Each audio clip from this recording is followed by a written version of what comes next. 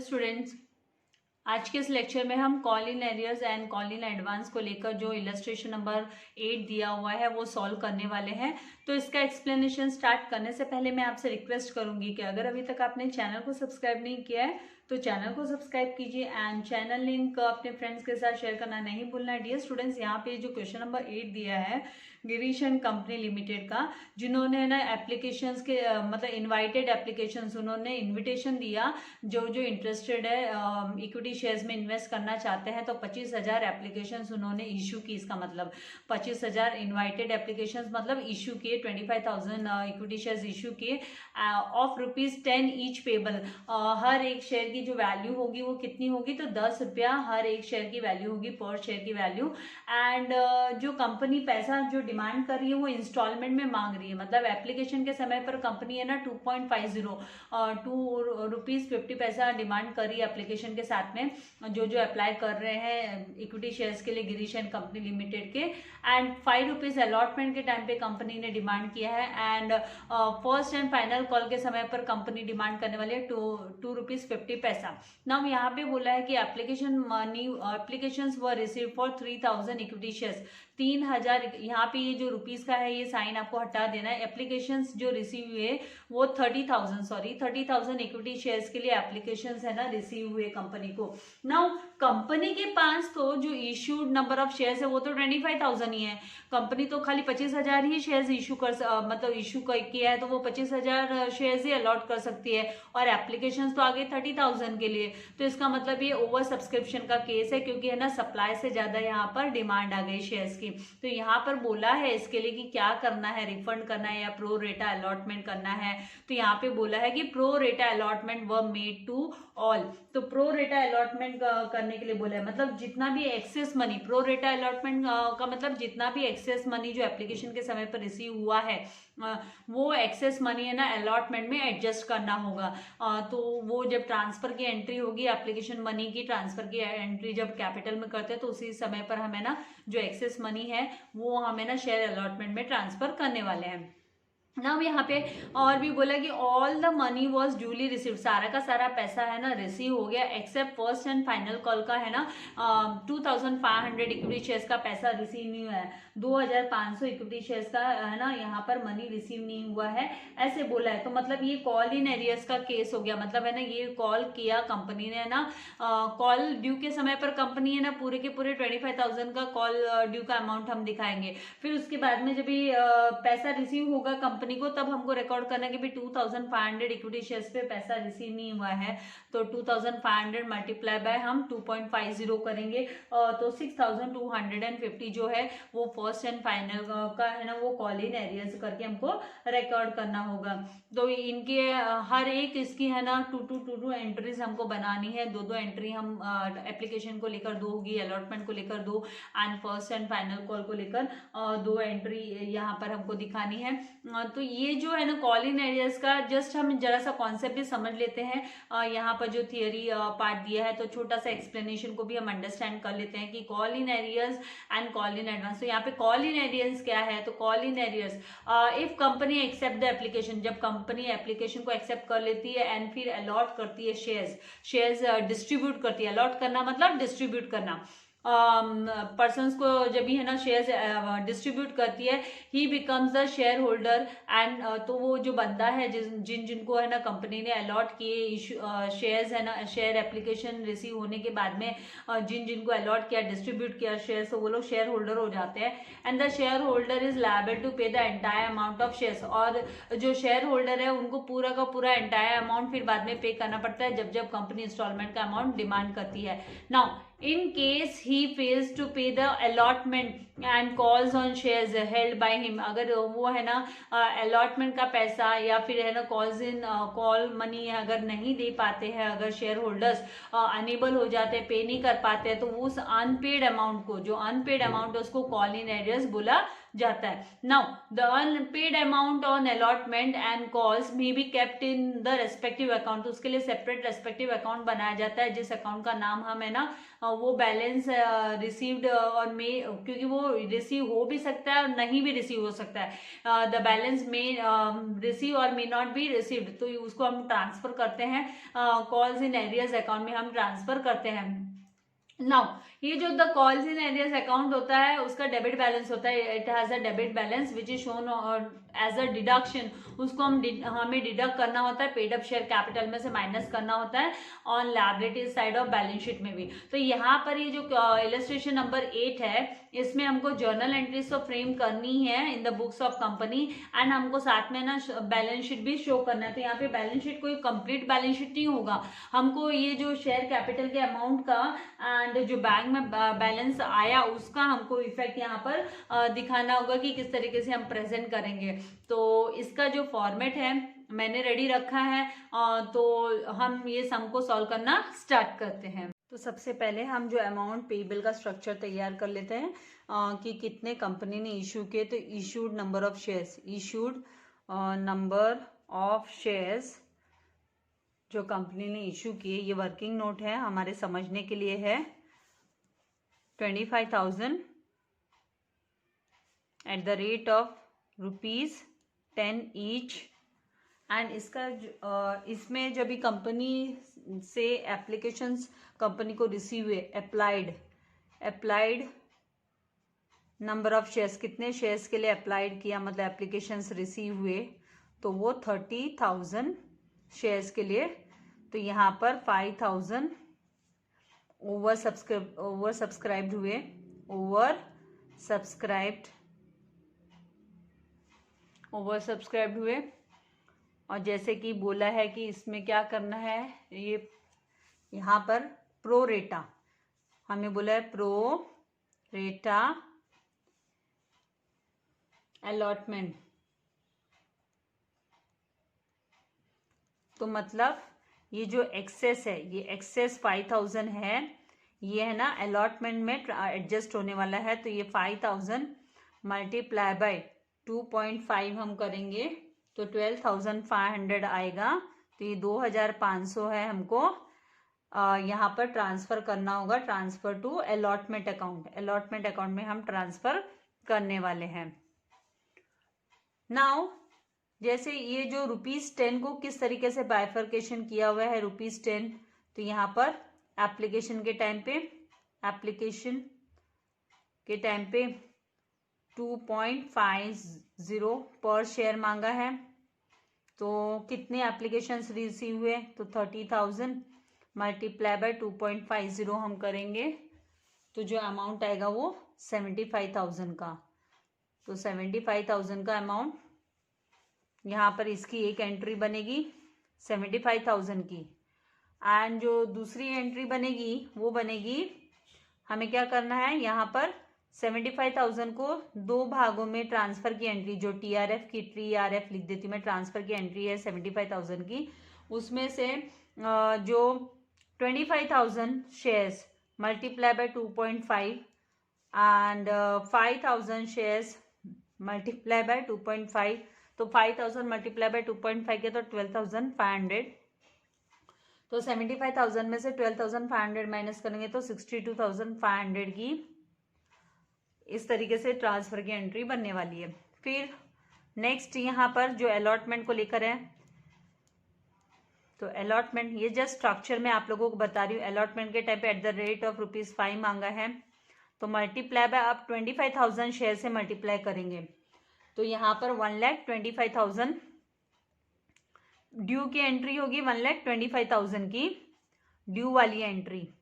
तो पहली entry due की, और सेकेंड एंट्री जो है वो जब ये ना बैंक में पैसा आएगा तो वो है ना कम पैसा आएगा, तो बैंक में जो पैसा रिसीव होने वाला है तो वो 1,25,000 माइनस ये जो 12,500 है ये हमें माइनस करना होगा। तो इतना पैसा बैंक की एंट्री हमको दिखानी होगी।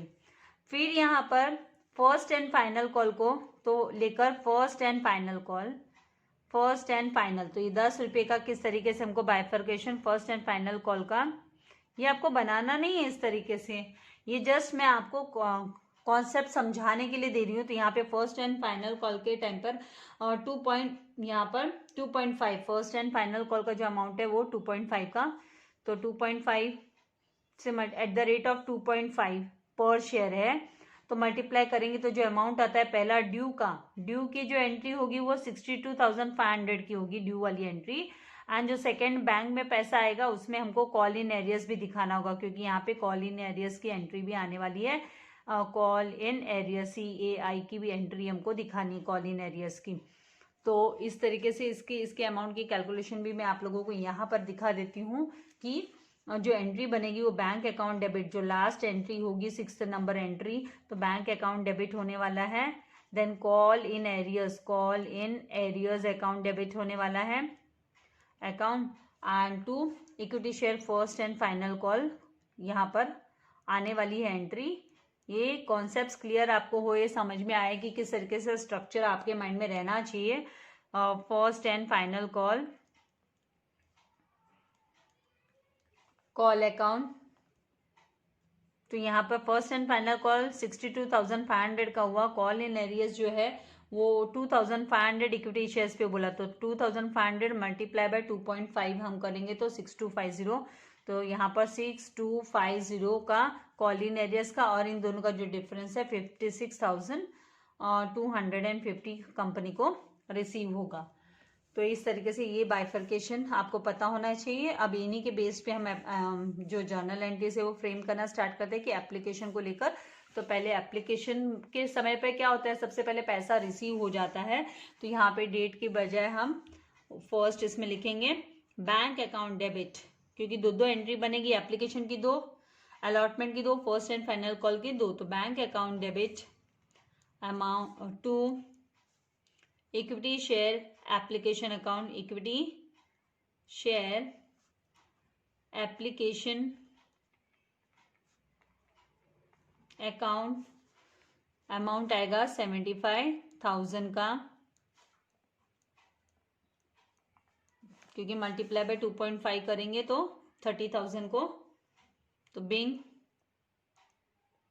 Application money received, application money received on 30,000 equity shares at the rate of ₹2.5 per share. तो ये आपकी पहली एंट्री होगी।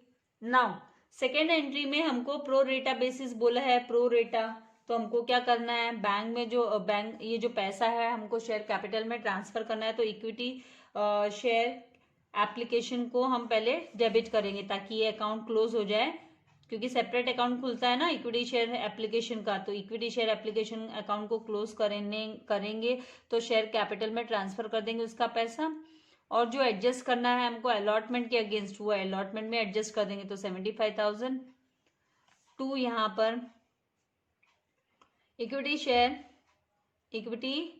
Share capital account. तो इक्विटी शेयर कैपिटल अकाउंट में कितना अमाउंट जाता है, तो इक्विटी शेयर कैपिटल में 25,000 मल्टीप्लाई बाय 2.50 जाएगा। 25,000 मल्टीप्लाई बाय 2.50 करेंगे तो 62,500 टू इक्विटी शेयर अलॉटमेंट में, इक्विटी शेयर अलॉटमेंट में हम ट्रांसफर करेंगे एक्सेस मनी, अलॉटमेंट अकाउंट जो एक्सेस है, एक्सेस एप्लीकेशन के समय पर जो एक्सेस पैसा मिला है, एक्सेस, वो हमें इक्विटी शेयर अलॉटमेंट में ट्रांसफर करना है। तो 12,500 एक्सेस हुआ। नरेशन में लिखेंगे being application money on 25,000 shares at the rate of ₹2.50 per share transferred to share capital account, transfer to share capital account and excess application money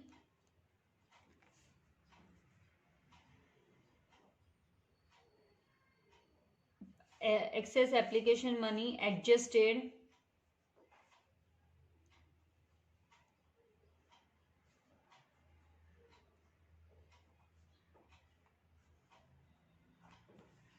now. Next अभी move करेंगे तो यहाँ पर थर्ड जो entry है वो आएगी अलॉटमेंट कॉल का ड्यू की एंट्री। तो अलॉटमेंट ड्यू के टाइम पे पूरा का पूरा फुल पैसा अलॉटमेंट का जो है वो 25,000 इक्विटी शेयर्स टू 5 पर शेयर कर ही हमको लिखना है। तो इक्विटी शेयर अलॉटमेंट अकाउंट, तो यहाँ पर पहले ड्यू की एंट्री आएगी। अब debit equity share allotment account debit to equity share capital account. तो यहाँ पर अमाउंट हमने कैलकुलेट किया था 2 पॉइंट, यहाँ पे ₹5 मल्टीप्लाई बाय 5,000 करेंगे तो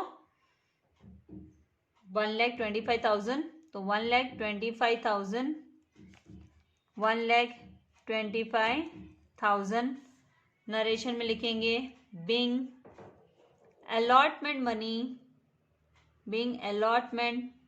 money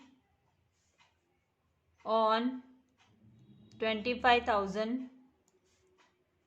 equity shares at the rate of ₹5 per share due. तो ये हो गई ड्यू की एंट्री। नाउ फोर्थ एंट्री, अब यहाँ पर बैंक में पैसा आएगा जो कंपनी ने डिमांड की अलॉटमेंट के पैसे की। तो बैंक में जो रिसीव होगा वो होगा बैंक अकाउंट डेबिट। तो बैंक में जो पैसा आएगा वो आपको 1,25,000 की डिमांड की, तो क्या हमको एक्सेस पैसा देंगे क्या शेयर होल्डर्स? उन्होंने बोला भाई 12,500 आपने एक्स्ट्रा लेकर रखा हुआ है ना, आपने उतने शेयर्स हमको नहीं दिए। तो 1,25,000 में से 12,500 माइनस करेंगे तो 1,12,500, तो 1,12,500 to equity share allotment account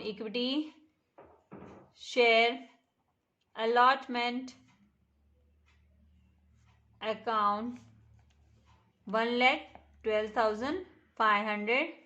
narration में हम लिखेंगे बिंग शेयर अलॉटमेंट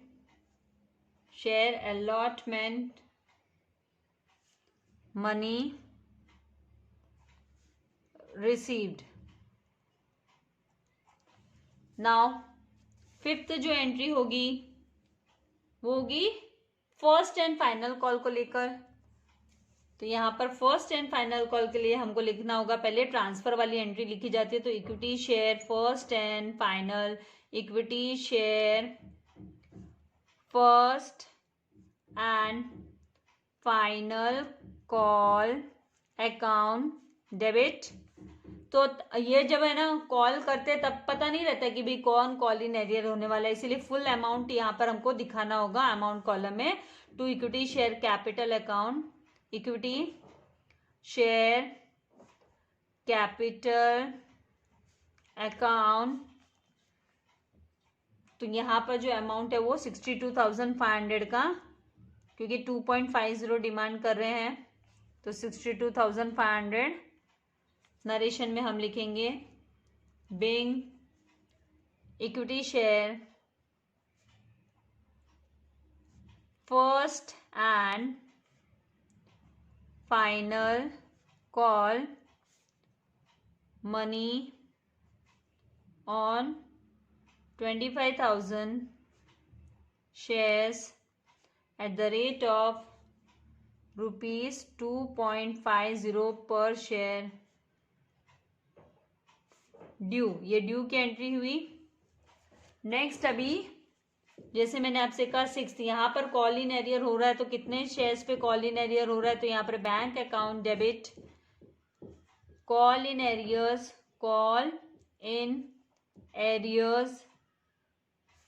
अकाउंट को हमको डेबिट करना होगा, कॉल इन एरियर्स को हम डेबिट करेंगे। एंड कितने नंबर ऑफ शेयर्स पे कॉल इन एरियर्स हो रहा है, तो 2500 मल्टीप्लाई बाय हम 2.5 करेंगे तो 6250 का कॉल इन एरियर्स, तो 6250 कॉल इन एरियर्स। एंड जो बाकी का है वो रिसीव हो जाएगा 56,250। To equity share first and final call account 62,500। Narration में लिखेंगे being share equity share first and final call on 22,500, क्योंकि 2,500 का तो कॉल इन एरियर हो गया ना, तो 22,000 ये जो बैंक में पैसा आया वो 22,500 मल्टीप्लाई बाय 2.5 किया है, वो बैंक में आ गया क्योंकि इतना 22,500 पे ही पैसा रिसीव हुआ। तो 22,500 shares at the rate of ₹2.50 per share received. तो इस तरीके से हमको लिखना है। तो आई होप यहाँ तक का कॉन्सेप्ट आपका क्लियर हो गया।